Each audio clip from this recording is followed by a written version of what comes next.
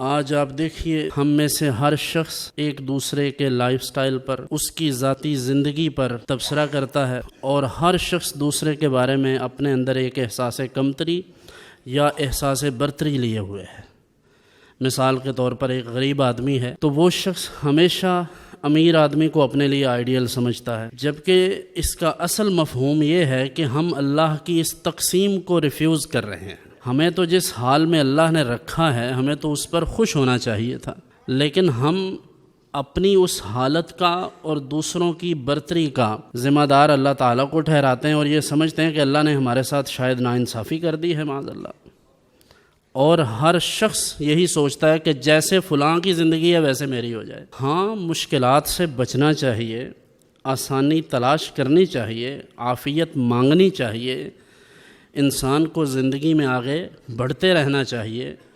لیکن یہ اسلام کی تعلیمات کے بالکل منافی ہے کہ ہم دوسروں کی زندگی کو دیکھ کر اپنی زندگی برباد کریں۔ آج ہماری بے سکونی اور بے چینی کا اصل سبب ہی یہ ہے، ہم اپنی زندگی میں، اپنے معمولات میں، اپنے جو ہمیں عطا کردہ رزق ہے، جو اللہ نے ہمیں مال و دولت یا جو کسی کو جتنے بھی اثاثجات دیے ہیں،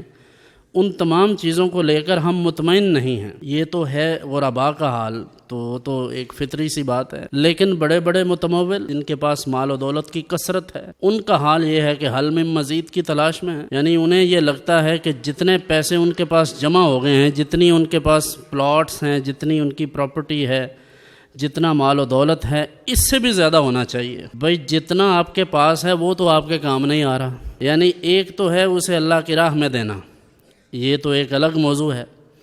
لیکن سوال یہ ہے کہ جتنا آپ کے پاس مال و دولت ہے کیا آپ کی ذات پر وہ خرچ ہو رہا ہے؟ میں اپنے گرد و پیش میں اکثریت کا حال دیکھتا ہوں کہ جو کروڑوں کے مالک ہیں، بلکہ ارب پتی بھی ہیں، ان ارب پتیوں کا حال یہ ہے کہ وہ بیچارے اپنی حیثیت سے کوئی 100 گنا نیچے زندگی گزار رہے ہیں۔ تو اس کا مطلب یہ ہے کہ مال آپ کے کام نہیں آنے والا۔ اگر اللہ نے کسی کو 10 کروڑ کا مالک بنایا ہے تو ہماری کیوں رال ٹپکتی رہتی ہے؟ آپ کبھی اس سے پوچھ کر دیکھیں وہ کتنی روٹیاں کھاتا ہے، ڈیفینیٹلی وہ آپ سے کم کھاتا ہوگا۔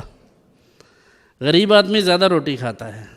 اور جتنے امیر لوگ ہیں ان کو تو پرہیز اتنے بتا دیے ہیں ڈاکٹر نے کہ اب وہ روٹی بھی نہیں کھا سکتے۔ تو بات یہ ہے کہ ہمیں اللہ کی اس تقسیم پر، اس ونڈ پر راضی رہنا چاہیے اور اپنی عزت نفس کو مجروح نہیں کرنا چاہیے۔